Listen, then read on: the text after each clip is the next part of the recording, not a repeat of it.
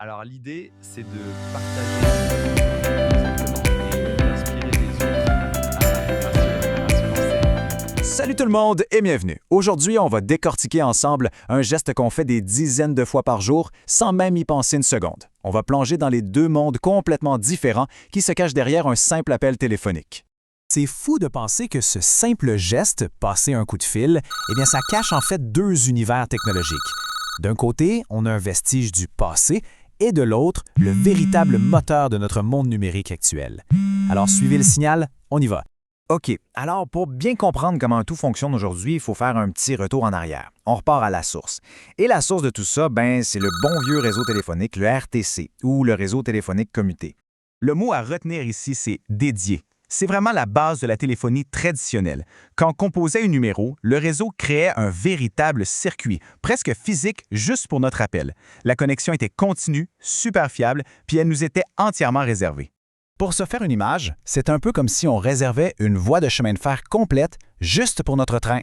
La voie, elle est à nous et à personne d'autre, jusqu'à ce qu'on arrive à destination. C'est super stable, c'est sûr, mais imaginez le gaspillage. La voie est bloquée même quand le train est arrêté, un peu comme les moments de silence dans une conversation. Et c'est cette inefficacité qui a ouvert la porte à une véritable révolution.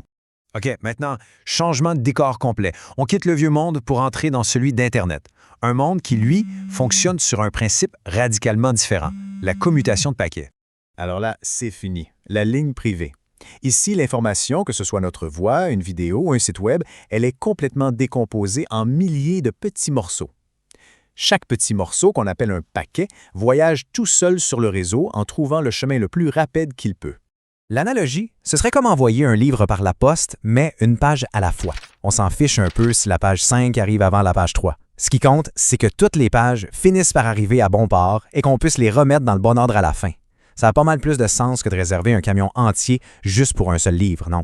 Donc voilà la grosse différence. D'un côté, on a la commutation de circuit qu'on dit orientée connexion, où la ligne reste ouverte quoi qu'il arrive, et de l'autre, la commutation de paquets qui est sans connexion, où chaque paquet se débrouille tout seul.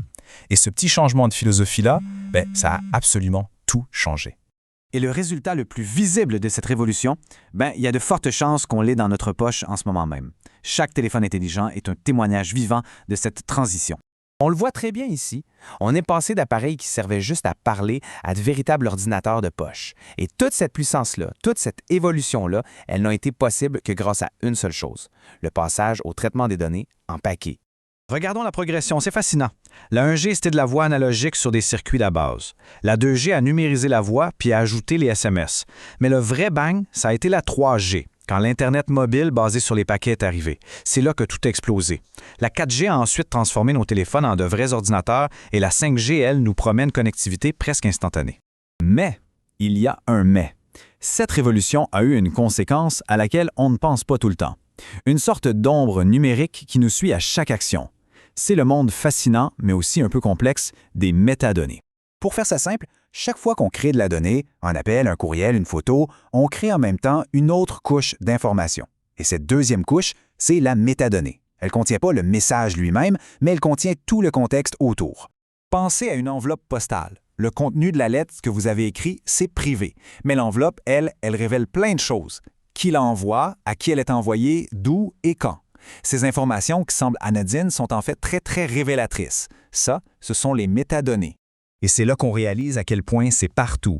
Un simple appel génère les numéros de téléphone, la durée, notre emplacement. Un courriel laisse des traces sur son chemin. Notre navigation sur le web crée un historique super détaillé de tout ce qui nous intéresse. Chaque petite action en ligne laisse une trace. Et cette citation-là, elle frappe fort. Analyser le contenu d'un courriel, c'est compliqué. Mais analyser les tendances dans des millions de métadonnées, qui communique avec qui, quand, d'où, ça peut décider des portraits incroyablement précis de nos relations, de nos habitudes et même prédire nos actions. Alors, si on fait le point, ce voyage du vieux circuit dédié jusqu'au paquet de données nous a apporté une connectivité complètement folle. Mais en même temps, ça soulève de toutes nouvelles questions. En gros, si on résume, on a vu une transition technique fondamentale. Ensuite, on a vu comment ça a changé nos vies avec les téléphones intelligents et finalement, la conséquence de tout ça, la création d'une empreinte numérique invisible, les métadonnées, qui peuvent en dire vraiment, vraiment beaucoup sur nous. Et juste pour donner une idée de la puissance de cette analyse, écoutez bien ce chiffre.